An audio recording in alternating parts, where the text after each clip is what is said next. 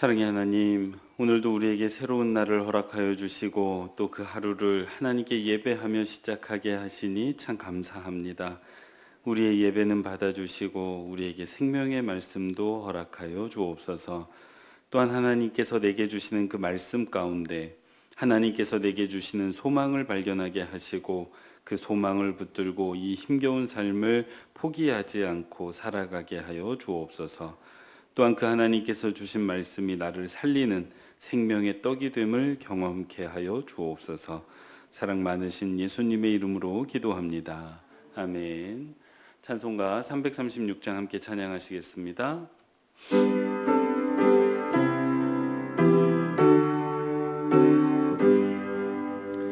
환난과 핍박 중에도 성도는 신앙 지켰네.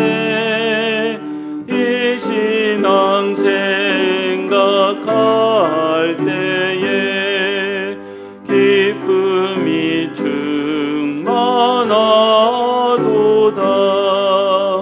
성도의 신앙 따라서 죽도록 충성하겠네. 성도의 신앙 다운받아 원수도 사랑하겠네.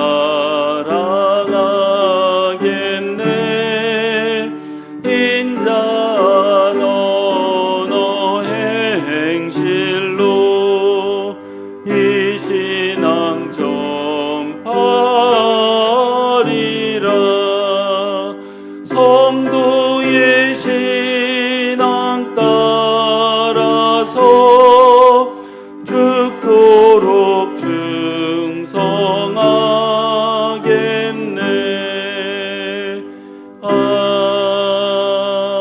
아멘. 김성수 장로님 기도 인도해 주시겠습니다. 어제나 오늘이나 영원토록 동일하신 하나님 아버지, 이 아침에도 믿음과 건강 주셔서 주님 전에 나와 주님을 예배하게 하시니 부안히 감사드립니다. 아멘. 영과 진리로 예배하는 모든 성도들의 삶을 받아주시고 아멘. 날마다 매 순간마다 삶이 예배가 되게 하시고 아멘. 예배가 삶이 되게 하옵소서. 아멘. 오늘 하루를 살아갈 때에도 육신의 정욕과 안목의 정욕과 이생의 자랑을 좇는 그런 삶이 아니라 성령과 믿음이 충만하여 성령을 좇아 살아가게 하옵소서. 아멘. 우리는 너무나도 연약하고 무능하여 작은 돌부리에도 넘어질 때가 많이 있습니다. 우리를 불쌍히 여겨주시고 아멘. 긍휼을 베풀어 주옵소서. 아멘. 주님만 바라보고 주님만 따라가는 삶 살게 하셔서 아멘.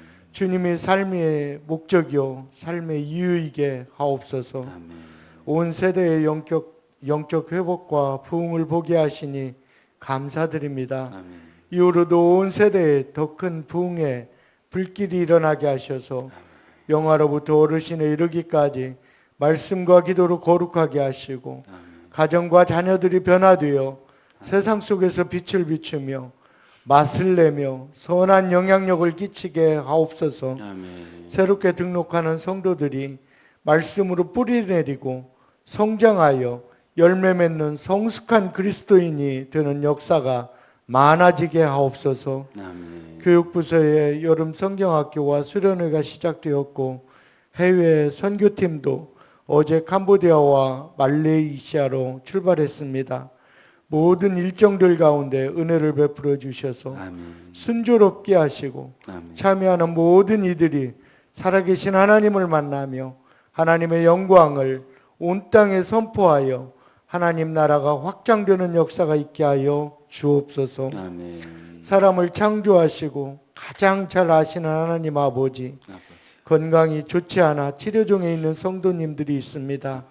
이들의 건강을 회복시켜 주옵소서. 아멘. 같이 예배하며 찬송하며 교제하는 그날이 속히 오게 하여 주옵소서. 아멘. 말씀 전하시는 이승철 목사님과 함께 해주셔서 성령에 감동되어 전하게 하시고 말씀을 아멘으로 받을 때에 우리의 영혼이 소성케 되는 역사가 있게 하여 주옵소서. 아멘.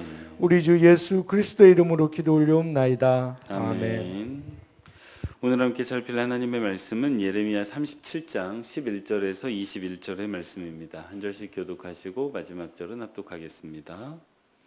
갈대인의 군대가 바로의 군대를 두려워하여 예루살렘에서 떠나매 예레미야가 베냐민 땅에서 백성 가운데에 분깃을 받으려고 예루살렘을 떠나 그리로 가려 하여 베냐민 문에 이른즉 하나나의 손자요 셀레멜의 아들인 이리야라 이름하는 문지기의 우두머리가 선지자 예레미야를 붙잡아 이르되 내가 갈대인에게 항복하려 하는도다.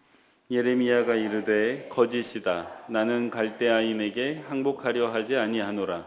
이리야가 듣지 아니하고 예레미야를 잡아 고관들에게로 끌어가매 고관들이 노여워하여 예레미야를 때려서 서기관 요나단 집에 가두었으니 이는 그들이 이 집을 옥으로 삼았음이더라. 예레미야가 뚜껑 씌운 웅덩이에 들어간 지 여러 날 만에 시드기야 왕이 사람을 보내어 그를 이끌어내고 왕궁에서 그에게 비밀이 물어 이르되 여호와께로부터 받은 말씀이 있느냐.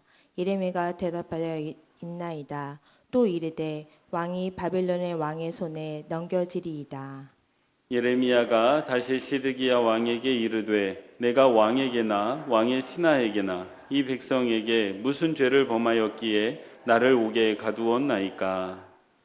바벨론 왕이 와서 왕과 이 땅을 치지 아니하리라고 예언한 왕의 선지자들이 이제 어디 있나이까. 내 주 왕이여 이제 청하건대 내게 들으시며 나의 탄원을 받으사 나를 서기관 요나단의 집으로 돌려보내지 마옵소서. 내가 거기에서 죽을까 두려워하나이다. 이에 시드기야 왕이 명령하여 예레미야를 감옥들에 두고 떡 만드는 자의 거리에서 매일 떡 한 개씩 그에게 주게 하매 성중에 떡이 떨어질 때까지 이르니라. 예레미야가 감옥들에 머무니라. 아멘. 매일 기도에 오신 여러분 환영합니다. 이 시간 예배할 때에 각 가정에서 예배하시는 분들에게도 또 이곳에서 예배하시는 분들에게도 하나님께서 크신 은혜 베풀어 주시기를 원합니다. 함께 살필 하나님의 말씀은 12절 말씀입니다. 함께 합독하겠습니다. 예레미야가 베냐민 땅에서 백성 가운데 분깃을 받으려고 예루살렘을 떠나 그리로 가려 하여. 아멘.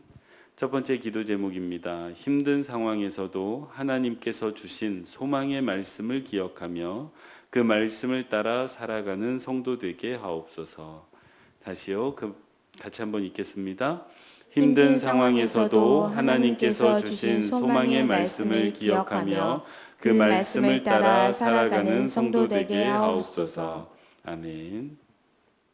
오늘 우리가 함께 읽었던 본문 말씀은 지금 이제 며칠째 계속해서 유사한 상황을 설명을 드리는데 그 바벨론 군대가 예루살렘을 포위했다가 그래서 사람들이 아무도 다니지 못하게 만들었다가 잠시 애굽 군대가 올라온다는 소식을 듣고 그 포위를 풀었던 때가 잠깐 있습니다. 그 포위를 풀었던 그때 발생했던 사건입니다. 이 바벨론 군대가 잠시 물러갔기 때문에 이 예레미야도 그간 이 성을 나가지를 못해서 처리하지 못했던 일을 처리하기 위해 예루살렘을 떠나 자신의 고향 땅이었던 베냐민 땅으로 가려고 했습니다. 이 목적이 무엇을 하려고 했는지가 말씀에 나와 있는데 자신의 분깃을 받으려고 했다라고 되어져 있습니다. 그리고 많은 성서학자가 이 분깃을 받으려고 하는 이 행위가 예레미야 32장에서 예레미야가 땅을 사는 일이 나오거든요. 그 땅을 사는 일과 땅을 샀던 일과 관계가 있다라고 이야기를 합니다. 예레미야 32장을 그래서 돌이켜보면 하나님께서 예레미야에게 말씀 한 가지를 하시는데 특이한 말씀을 하세요. 이 친인척이 와가지고 땅을 팔려고 할 것인데 그 땅을 사라고 말씀을 하십니다. 근데 여러분 잘 아시다시피 예레미야가 지금 겪어내고 있었던 상황이 어떤 시대입니까? 나라가 망하기 직전인 상황이에요. 근데 누군가 나에게 땅을 팔려고 합니다. 그럼 여러분 사시겠어요? 이때는 땅을 사면 안 되죠. 좀 지나면 부동산 가격이 어떻게 될 예정입니까?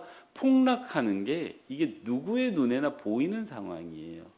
이 지금이야 나라가 돌아가고 있지만 금방 나라가 망할 건데, 그리고 또 예레미야 본인 스스로가 그렇게 말하고 있는데 땅을 살 이유가 하나도 없습니다. 근데 하나님이 그 땅을 사라고 말씀을 하신 거예요.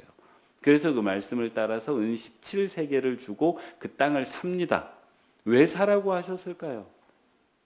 이유는 이렇습니다. 이제 곧 이 나라가 멸망할 것이지만 시간이 지나 때가 되면 이 땅에서 다시 사람들이 집도 사고 땅도 사는 일이 있을 것이다. 그러니까 하나님께서 지금은 소망이 없는 것처럼 보이지만 시간이 지나면 이 땅에 소망이 있고 내가 다시 회복시킬 것이니 그것을 미리 보여주라는 말씀이셨어요. 그 땅을 삼으로 인해서 앞으로 하나님이 이 땅을 회복시킬 거라는 그 소망을 주신다는 것을 보여주기 위해서 땅을 사라고 말씀하셨습니다. 그리고 예레미야는 바벨론이 잠시 물러가자 이 일을 마무리하고 그 땅을 사기 위해서. 근데 여러분, 이게 땅을 사는 것입니까? 소망을 사는 것입니까? 소망을 사는 것이지요. 그 소망을 사기 위해서 베냐민 지파 땅을 잠시 방문하려고 했던 것입니다. 이런 예레미야의 모습을 어제 묵상하면서 제가 참 큰 감동이 되었습니다. 왜냐하면요, 저는 개인적으로 이 예레미야 말씀을 묵상해 오면서 궁금한 게 한 가지 있었습니다. 예레미야가 살아냈던 시대와 그 시간이 참 어려운 시간이었고 힘겨운 시간이었는데, 역사적으로 참 고난의 시기였는데 이걸 어떻게 살아냈지? 어떻게 그 시간을 견디고 그 시간을 살아낼 수 있었을까? 하나님의 사람으로. 그게 참 궁금했는데 오늘 말씀 가운데 답이 조금 들어 있습니다. 비록 어려운 시대였지만 예레미야가 붙잡은 말씀은 무엇입니까? 소망의 말씀이었던 거예요. 그 소망의 말씀, 땅을 사라는 그 소망의 말씀을 붙들고 그 말씀을 향해서 나아가고 있었기 때문에 이 예레미야가 이 힘겨운 시대를 견뎌낼 수 있었던 것 아니겠습니까?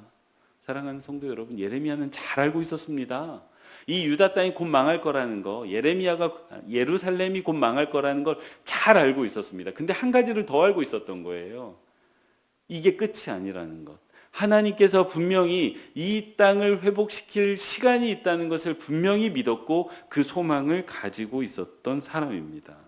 그랬기 때문에 사망의 음침한 골짜기 같았던 그 시간을 견뎌낼 수 있었던 것 아니겠습니까? 사랑하는 성도 여러분, 하나님의 사람이 누구입니까?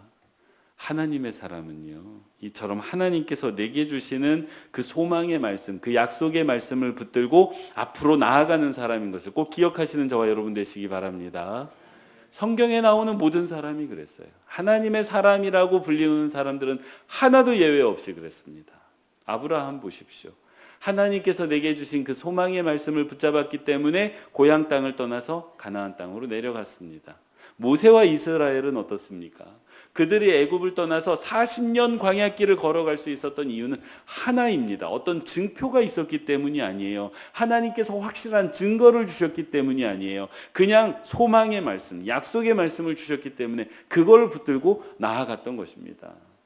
그 모세를 이어 이스라엘을 이끌었던 여호수아가 요단강을 건너갈 때도요, 확실한 증거가 있었던 게 아니에요. 소망의 말씀이 있었던 것뿐입니다. 다윗도 그랬고요. 신약으로 넘어와도 똑같습니다. 베드로도 그랬고요.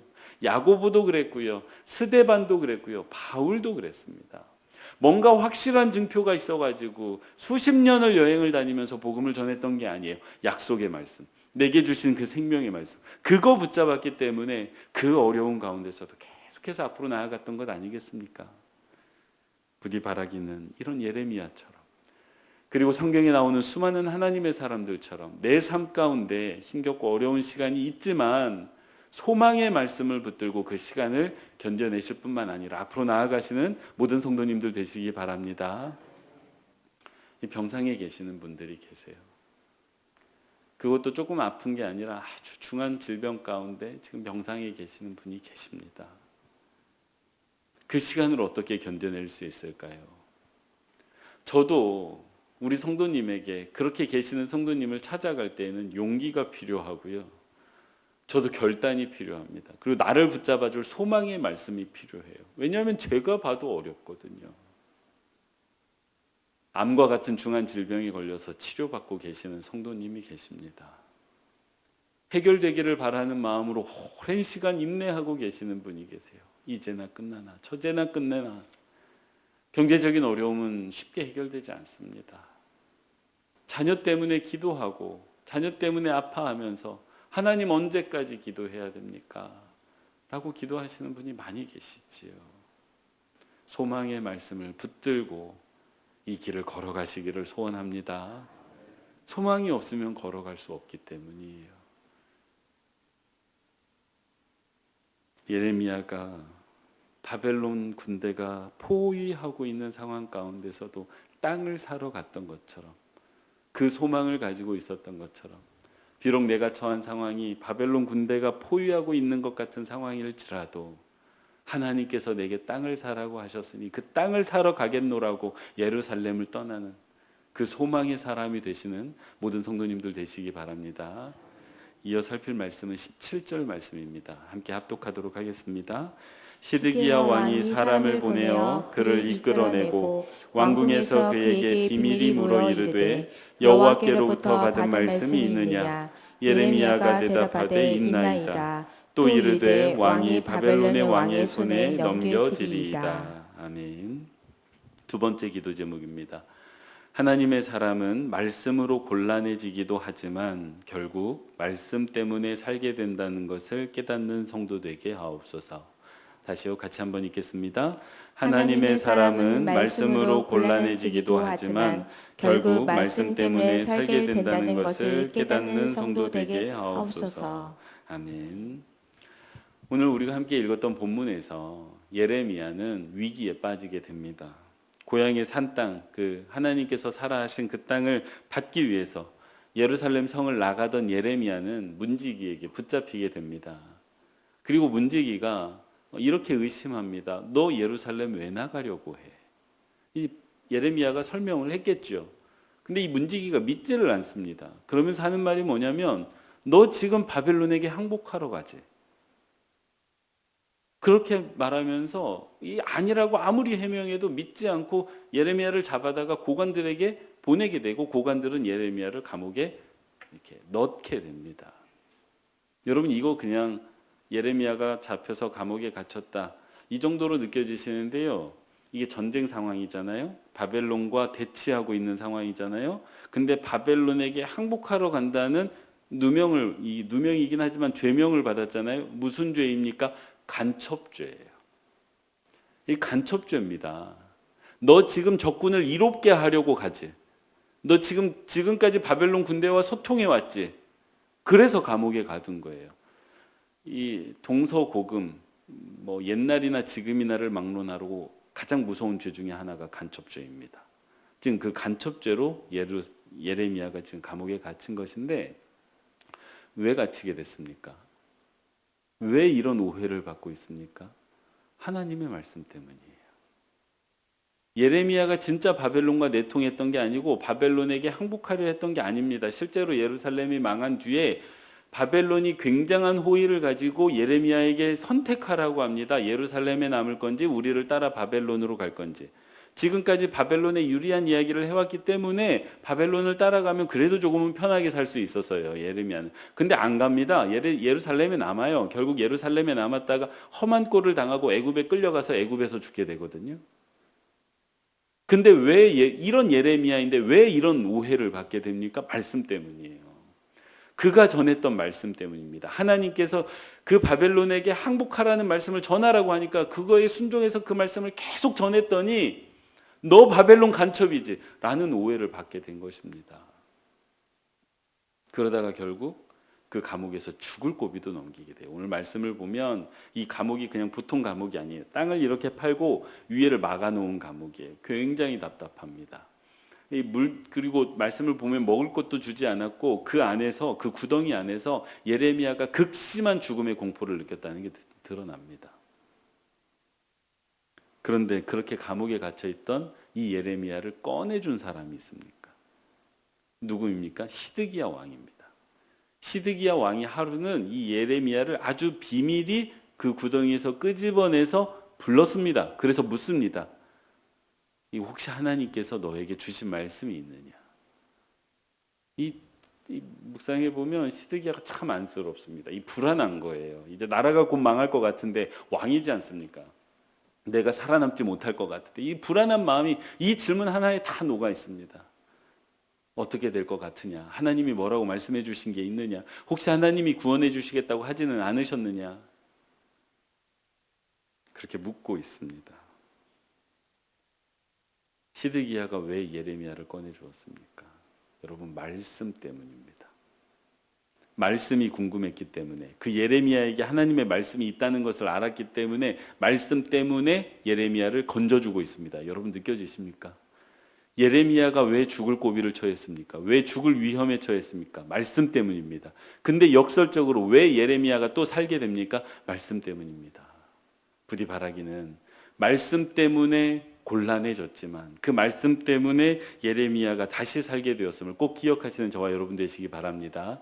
근데 이거를 예레미야가 잘 알고 있었어요. 이번에 깨달은 게 아니라 아주 옛날부터 알고 있었습니다. 예레미야 20장 9절을 보면 이런 말씀이 나옵니다. 내가 다시는 여호와를 선포하지 아니하며 그의 이름으로 말하지 아니하리라 하면, 그러니까 어떻다는 거예요? 하나님의 말씀 못 전하겠다는 거예요. 왜요? 말씀을 전하면 이런 일을 당하니까. 너무 힘드니까 이놈의 말씀 좀 안 전하고 싶다는 거예요. 말씀이 내게 위로가 되고 힘이 되는 게 아니라 말씀 자체가 고통이라는 거예요. 근데 그렇게 하면, 그래서 내가 말씀을 이거 버리고 싶은데 그렇게 이 말씀 때문에 힘드니까 버려버리고 싶은데 그게 되느냐? 안 된다는 거예요. 이어지는 말씀이 이렇습니다. 그렇게 하면 나의 마음이 불붙는 것 같아서 골수에 사무치니 답답하여 견딜 수 없나이다. 내가 말씀 때문에 너무 힘들지만 역설적으로 이 말씀 전하지 않고는 못 살겠다는 거예요. 무슨 말이에요? 말씀 때문에 산다는 거예요. 내가 말씀 때문에 힘들지만 내가 말씀 때문에 살고 있다라고 예레미야가 여기에서 고백하고 있습니다. 사랑하는 성도 여러분, 이 말씀이 사실 제게 어제 큰 위로가 됐습니다. 저는 직접적으로 적용이 되는 사람이거든요. 저도 여기서 이렇게 말씀을 전하는 게 쉽지 않습니다. 이 새벽 예배 전하는 말씀도 준비하는 게 이게 저한테 괴로움이에요. 이 작은 괴로움이 아닙니다. 큰 괴로움입니다, 사실은. 근데 내가 그래, 이 말씀 때문에 이 말씀을 준비하기 위해서 사는 거지. 그리고 또 예배하는 기쁨 때문에 사는 거지. 괴로움과 기쁨이 공존합니다. 그래서 저에게는 이 말씀이 너무나도 직접적으로 적용이 되는 거예요. 근데 이걸 어떻게 성도님들에게 적용할 수 있을까? 이 고민이 되는 거예요. 이 괴로움입니다. 또 다른 괴로움이에요. 그래서 여러 가지로 다른 이야기를 썼었는데 오늘 새벽에 나오는데 이런 마음이 드는 거예요. 우리 성도님들 가운데서도 하나님께서 주신 인생이 있습니다. 근데 그 인생이 쉽지 않습니다. 그 인생이 괴롭습니다. 그래서 때로는 이놈의 인생 좀 없었으면 좋겠다. 하나님께서 나에게 이걸 살라고 주신 것인지 고생하라고 주신 것인지 구별이 되지 않을 때가 있습니다. 그래서 버리면 좋겠는데, 없었으면 좋겠는데, 이 일만 없었으면 내가 좀 살겠는데 하는 일들이 있죠. 근데 하나님께서 이렇게 말씀하시지 않습니까? 그것 때문에 너가 살고 있는 것이다. 그 안에 너를 향한 나의 뜻이 담겨져 있다. 예레미야가 그 말씀 때문에 괴로웠지만 그 말씀을 충실했을 때 결국 그의 인생이 완성되었습니다. 나를 힘들게 하고 나를 괴롭게 하는 게 있죠. 근데 그거에 충실하고 그거에 하나님의 뜻이 있음을 믿고 나아가다 보면 우리의 인생이 하나님 안에서 완성된다는 것을 믿으시는 저와 여러분 되시기 바랍니다. 포기하지 마세요. 실망하지 마십시오. 낙심하지 마십시오. 끝까지 하나님께서 내게 주신 그 고단한 인생에 충실하시다 보면 하나님 안에서 그 완성되는 그 기쁨의 날이 올 줄로 믿습니다. 기도하겠습니다. 사랑의 하나님, 감사합니다. 오늘도 우리에게 소망의 말씀을 주셨습니다. 부디 그 말씀 붙들고 힘겹고 어려운 삶의 순간을 이겨내게 하여 주옵소서. 그 말씀을 붙들고 나아갈 때 이 힘겨운 인생이 오히려 내가 살게 되는 이유가 된다는 것을 알게 하여 주옵소서. 예레미야가 말씀 때문에 어려웠지만 말씀 때문에 살았던 것처럼 내 삶을 힘겹게 하고 어렵게 하는 그 일, 그 사람, 그 때문에 내가 참 괴롭지만 오히려 그것 때문에 살고 내 삶이 완성되어져 가고 있음을 깨닫게 하여 주옵소서. 하나님, 말레이시아와 캄보디아 선교가 오늘 이제 첫날 시작합니다. 마지막 날까지 안전하게 하여 주시고 아이들이 기쁨과 설레임 그리고 그곳에서 만나는 사람들을 존중함과 사랑함으로 이 모든 선교의 시간을 감당케 하여 주옵소서. 하나님의 백성들이 기도의 제목들을 가지고 나왔습니다. 하나님 들어주시고 또 응답해 주시기를 원하오며 사랑 많으신 예수님의 이름으로 기도합니다. 아멘.